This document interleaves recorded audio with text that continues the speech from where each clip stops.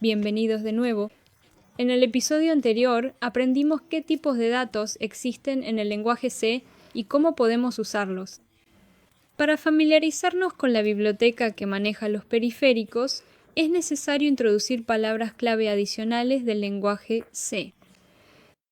Estas son las palabras struct, typedef, enum, weak y volatile. Una estructura en C es un tipo compuesto, es decir, un tipo que contiene variables adicionales e incluso otras estructuras adicionales. Estos se llaman campos de la estructura, y el usuario puede especificar cuáles deben ser los campos. Un ejemplo genérico y sencillo de una estructura es un registro de usuarios. Como puedes ver en el ejemplo, el nombre de la estructura debe colocarse después de la palabra clave struct, seguido de los campos entre llaves, y la definición debe terminar con un punto y coma. Las variables miembros se organizan en la memoria en orden secuencial. Los campos se definen de la misma manera que las variables. La instanciación de la variable de usuario struct y el acceso a los campos se ve así. Para acceder a los campos de la estructura inicializada, el nombre del campo se escribe después del nombre de la instancia, separado por un punto. Puedes usar la palabra clave typedef para referirte a tipos existentes con un nuevo nombre. Incluso puedes dar un nuevo nombre a los tipos incorporados, como char, así como a los tipos de estructuras que creas, evitando tener que escribir la palabra clave struct cada vez. En el caso de las estructuras, la redefinición del tipo también puede incluir la definición de la estructura. En este caso, el nuevo nombre del tipo debe colocarse después de las llaves, pero antes del punto y coma. El enum es un elemento del lenguaje utilizado para crear un tipo especial. Normalmente se utiliza en casos donde la información almacenada requiere poca memoria, puede describirse fácilmente y no es demasiado extensa. Un ejemplo de esto es el estado de una máquina de estados o un interruptor que afecta el funcionamiento de algo. En estos casos podríamos escribir un código perfectamente correcto si representáramos los estados o interruptores mediante enteros, ya que los estados de nuestras máquinas de estados son contables y finitos. Sin embargo, en tal caso, la legibilidad de nuestro código se vería muy afectada, y también nuestra propia eficiencia, ya que tendríamos que recordar exactamente qué estado correspondía a qué número, y la depuración se volvería una tarea casi imposible. Esto se resuelve con el tipo enum, donde podemos especificar los valores posibles en una enumeración, y el compilador los cuenta y los trata como enteros. En el código, podemos referirnos a los valores de las variables por sus nombres, de modo que nuestro programa siga siendo rastreable y transparente. Por ejemplo, si nuestra tarea es controlar una compuerta y la máquina de estados necesaria para ello tiene 4 estados, entonces de esta manera podemos crear una variable enum. La palabra clave extern te permite separar claramente las definiciones y la declaración de tus variables, lo que facilita la organización y el mantenimiento del código. Supongamos que tienes una variable global que has creado previamente en uno de tus archivos .c del proyecto. Si quieres acceder a ella desde otro archivo .c, no podemos hacerlo por defecto debido a la falta de declaración.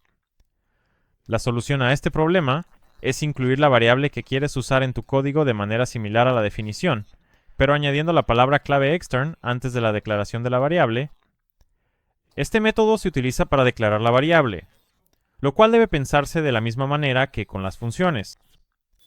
Para entender cómo funciona, veamos el siguiente ejemplo sencillo. En el archivo 1, C, hemos definido una variable llamada counter. En otro código fuente llamado to. C, la referimos como una variable externa e incrementamos su valor. Utiliza el atributo weak para indicarle al compilador que la función es débil. Pero, ¿qué significa esto exactamente para nosotros? Básicamente, tales funciones tienen una definición por defecto, pero esta operación puede ser sobrescrita por una función con el mismo nombre, tipo y parámetros. El compilador verifica si existe una definición de función no débil y, de ser así, la compilará en nuestro programa. Este tipo de operación se utiliza, por ejemplo, para implementar funciones manejadoras de interrupciones periféricas. así que el usuario solo necesita escribirlas si desea realizar una operación diferente a la predeterminada. Los compiladores de C cuentan con una amplia gama de herramientas de optimización. GCC admite más de 100 métodos de optimización que pueden habilitarse individualmente. Uno de los pasos de optimización más simples es que si una variable ya ha sido cargada desde la memoria a los registros, no es necesario volver a leerla de la memoria en la siguiente lectura, mientras su valor no haya cambiado. Dado que la optimización se realiza durante el tiempo de compilación, el compilador también intenta determinar durante la optimización si el valor de una variable ha cambiado desde la última lectura, pero esto no siempre es posible. El contenido de las direcciones de memoria que representan el periférico, que por ejemplo proporcionan los valores lógicos leídos de cada pin de un puerto de entrada, no cambia como resultado del programa que escribimos, sino debido a los cambios en el mundo exterior. En tiempo de compilación, tampoco es posible determinar si algunas variables podrían recibir un nuevo valor en una interrupción o mediante una indirecta, que es un puntero.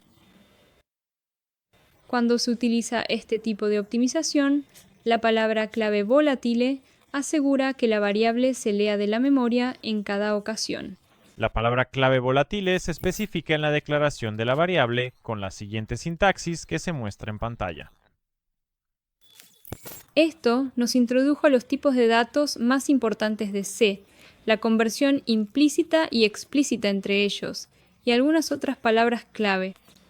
Hicimos todo esto para poder utilizar la biblioteca estándar mencionada al principio del capítulo. Bien, ahora ha llegado el momento. ARM proporciona el CMSIS, que es la biblioteca estándar de interfaz de software para microcontroladores Cortex, para que los desarrolladores puedan acceder al hardware. Dado que es desarrollada directamente por ARM, la biblioteca es uniforme y puede utilizarse con todos los núcleos Cortex A y M compatibles, independientemente del fabricante específico del microcontrolador. La biblioteca CMSIS consta de varias partes interdependientes. Ahora vamos a echar un vistazo a la parte Core M. Esta parte de la biblioteca contiene un archivo de cabecera para cada controlador compatible, en el que se definen las direcciones de memoria de los registros de controladores de hardware según el mapa de memoria. Por ejemplo, los registros de control del puerto GPIO-IO, en nuestro caso para la placa STM30 y 2F446, están definidos en el archivo de cabecera STM30 y 2F446SX. Hay un total de 9 registros para cada puerto I/O en este microcontrolador, y están dispuestos en la memoria uno tras otro. Dado que estos 9 registros están relacionados lógicamente, SIS los organiza en una estructura común. Ten en cuenta que todos los registros se suministran con la palabra clave volatile a través de la macro IO. Con esta estructura, ahora puedes acceder a todas las configuraciones del puerto D, así como leer y escribir si está configurado como I/O digital. Sin embargo, si este fuera todo el soporte que proporciona la biblioteca, aún tendríamos que buscar mucha información en la hoja de datos, ya que no sabemos exactamente cómo los bits de cada registro afectan el funcionamiento del dispositivo. Otra biblioteca que utiliza CMSIS, un nivel por encima de CMSIS, es la HAL, cuyo nombre completo es Hardware Abstraction Layer, capa de abstracción de hardware. Esta biblioteca simplifica aún más el manejo de los periféricos, pero esto se discutirá en detalle en capítulos posteriores del video. En este capítulo aprendimos sobre las diferencias entre arquitecturas y la evolución de la programación. Revisamos el proceso de compilación y cómo funciona, y finalmente presentamos las bibliotecas estándar y otros elementos del lenguaje. Las siguientes partes del temario se basan en gran medida en los conocimientos de programación, así que espero que te resulte útil lo que has aprendido aquí. En el capítulo 4 tendrás la oportunidad de poner a prueba tus conocimientos, ya que conocerás el entorno de programación y escribiremos nuestro primer código juntos. Gracias por ver. Nos vemos la próxima vez. Adiós.